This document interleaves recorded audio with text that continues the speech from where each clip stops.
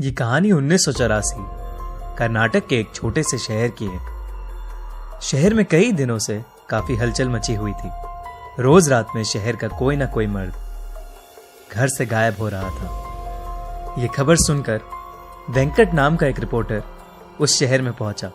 शाम के कुछ 6 ही बजे होंगे, पर शहर के लोग जल्दी जल्दी अपनी दुकानें बंद करके घर लौट रहे थे। वेंकट ने देखा कि हर घर के बाहर कन्नड़ा में नालेबा यानी कल आना ऐसा लिखा है। उसने वहां एक पुजारी को रोक के पूछा कि शहर में ये सब क्या हो रहा है। उस पुजारी ने उसे बताया कि शहर में एक लाल साड़ी वाली चुड़ैल घूम रही है।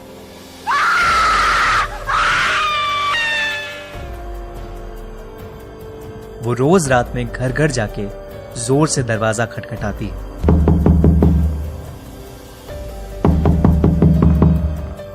और घर के अंदर जो भी मर्द है उसका नाम पुकारती है। कोई भी आदमी उसकी आवाज को नजरअंदाज नहीं कर पाता और दरवाजा खोल देता है।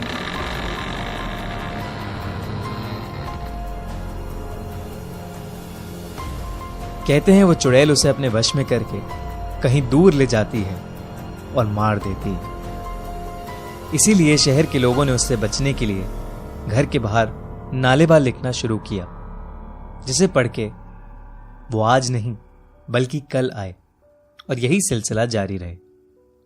इतना कहकर वो पुजारी जल्दी जल्दी अपने घर के रास्ते चला गया। वेंकट को कल के अखबार के लिए अच्छी कहानी तो मिल गई, पर कुछ ही दूर जाते ही उसका स्कूटर पंक्चर हो गया। अंधेरा हो चुका था और सब लोग अपने घर के अंदर जा चुके थे। अचानक से वेंकट को लगा कि उसके आसपास कोई है, तो वो स्कूटर लिए तेजी से आगे चलने लगा। किसी ने बहुत ही मधुर आवाज में उसका नाम पुकारा, वेंकट, वेंकट। वेंकट ने जैसे ही स्कूटर के शीशे की ओर देखा, वो स्कूटर वहीं छोड़ के बहुत तेजी से आगे भागा। वो एक छोटे से मकान में जाके छिप गया और दरवाजा अंदर से कस के बंद कर लिया। दरवाजे पर जोर जोर से खटखट होने लगी और उसे अजीबो गरीब आवाजें सुनाई देने लगी। वेंकट बुरी तरह डरा हुआ था। कुछ देर बाद जब सारी आवाजें शांत हुई तो उसने बहुत हिम्मत करके दरवाजा खोला।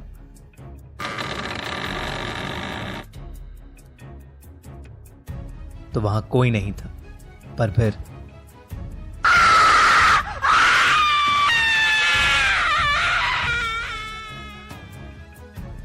सुबह हुई तो वेंकट उसी घर में बेहोशी की हालत में पड़ा मिला।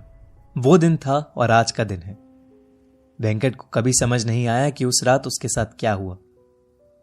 शहर के लोगों ने कहा कि वो उस शहर का नहीं है, शायद इसीलिए बच गया। कुछ महीनों बाद उस चुड़ैल का कोई किस्सा सुनने में नहीं आया।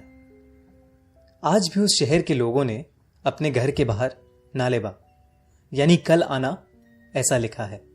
फिल्म स्त्री इसी सच्ची कहानी पर आधारित है।